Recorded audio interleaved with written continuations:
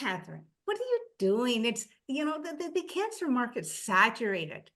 My comeback is it's saturated because the need for teaching and the need for products and the need for education is there. Yes, Bracashirts I designed specifically for women who have breast cancer and they have post-surgical drains. And I am a breast cancer survivor, a registered nurse. I worked in intensive care for 25 years and taught and director, manager, et cetera. And when I got breast cancer, I struggled to manage my post-surgical drains. I'm a nurse. So if I'm struggling, what is the public experiencing? And so I really went and designed these specialty shirts and I was selling them to the hospital gift shops for the patients. And actually I have a specially designed hospital gown too. And I said, back when I started nursing, cancer was 1 in 20. Now it's 1 in 5. There's an ever-present need for their help, for everyone to get more information. And knowledge is power. So I went and became certified as a cancer coach with beatcancer.org. And I actually do a podcast every Thursday night on Beat Cancer Answers with them. People started calling me because they knew I was a registered nurse and they were being rushed through the system, right? And they were so uncomfortable and they had so many questions and they were unfulfilled and were feeling insecure with everything that was happening in their experiences with cancer. And I thought, you know what? I'm going to do something about this. But oh my God, it became voluminous. So I designed a PowerPoint presentations, helping patients on a one-to-one basis. And I designed 8 cancer care series, healthy food choices, immunology and stress, your microbiome, things about psychology of cancer, body, mind, spirit. I have tons of them. Actually, any topic I can speak to, I feel pretty comfortable with. The Yes. nice thing is that's my cart, okay? But you know what? There's a horse that pulls that cart because it's that horse, like I'm writing a book. I started doing my own educational podcasts, and people can go to my site and listen to it. I'm doing things like these podcasts with multiple people from Need a Guest or whatever company it's from, and I am loving just helping other people learn not only about cancer, but how to do the business side of it too. For me, it's okay. This wasn't a get rich quick scheme for me. Okay, whereas they think, oh, you're doing this to make the money, and I'm going, no, I'm doing this to give back. There's a difference. Yes. And if I make some money along the way, how wonderful is that? Now, yes, I have 1,000 shirts I need to get rid of, but you know what? The beauty of being able to help people with cancer is wonderful. And what is morphed even out of helping people with cancer is with my education series, I started going outside of that. And I started just talking to, I decided that cancer's the cart and the horse is prevention. How do we prevent cancer? And so I started speaking on cancer awareness and immunology and stress and healthy food choice and how to adopt your lifestyle so to help reduce your risks. And if you do have cancer, how do you prevent recurrence? Because I felt those were key concepts in my business. So I took that and started teaching with and going to small groups like Lions, Rotary, professional women's groups, service groups in the communities. And as a nurse educator, I was comfortable with it, but all of a sudden your confidence builds. And you know what? And I used that as a motivation to build the knowledge I needed for the marketing side and to build that knowledge and feed it so that I was feeling good online and with what I was doing myself, because it fed my why. People are afraid to embrace change, and it's understood. But one of the things I absolutely love to talk about is immunology and stress in our nervous system.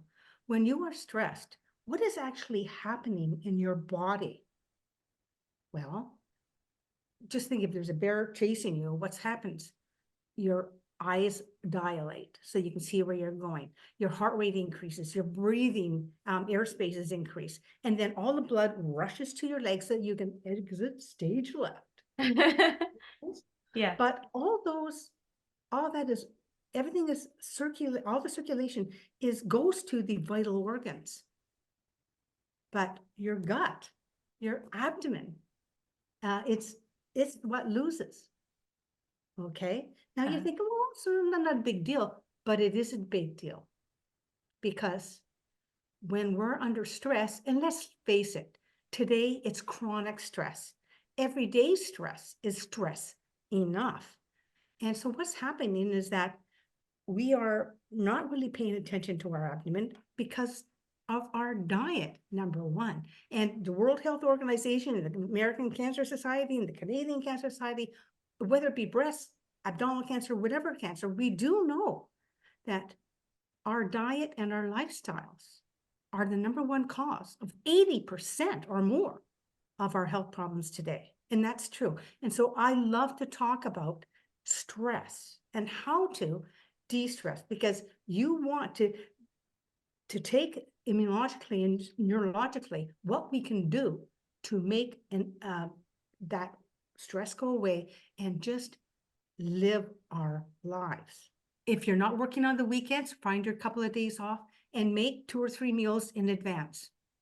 And then all you have to do is pop them in the oven, not the microwave, because it denatures your proteins and all your vegetables. So it's not just what you're eating, it's how you're preparing your food too.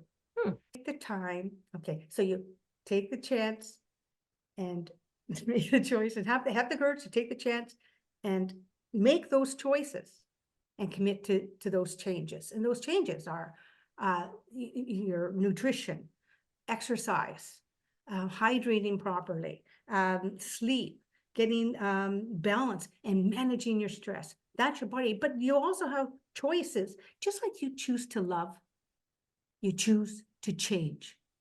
It's the same principle. It's a decision. And you need to feel good with the decisions that you make and that they're right for you. I can't tell you, oh, do this or do that. You have to intrinsically know.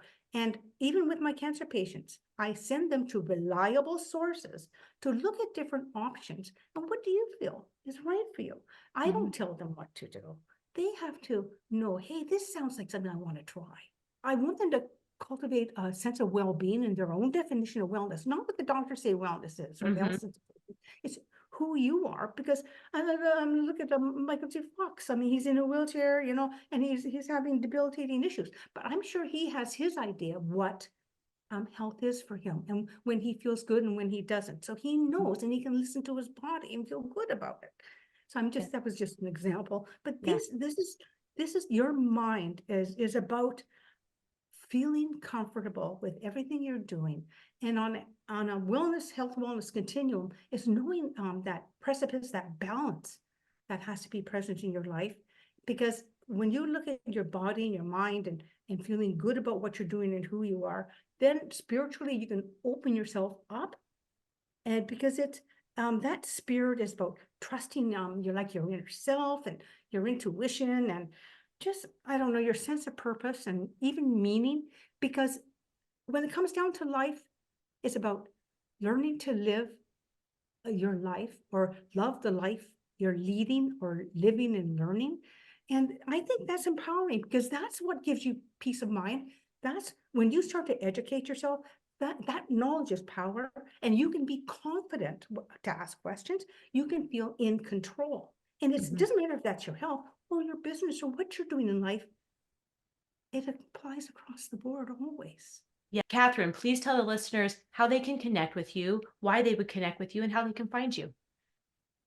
My name is Catherine Jansen, Janssen, and people can find me at Bracashirts. And by the way, BRCA is BRCA. It's the BRCA gene that causes breast cancer. Oh, So BRCA, and then the word shirts, plural, bracashirts.ca. So www.bracashirts.ca, or you can email me at Catherine@bracashirts.ca. And you just have to know that my name is spelled unusual, but I own the whole Bracashirts.ca platform. So delighted to hear from people. What I'd like to do is hear from corporations where I can maybe do some educational workshops or just do lunch and learns or work when they have a conference to have me speak. Because when they can pay me to do that, then I can do my cancer teaching for free. Oh, Because that's beautiful. that's fine. So they win because their employees will be strong and will be able to institute what I play or what I suggest in their workshops. And also at the same time, the cancer patients win because I can then help them for the lowest cost possible. And many, like right now, I'm helping people in the Bronx, for free because Yeah. they can't afford it. And that's beautiful because I get the chance to give back there too.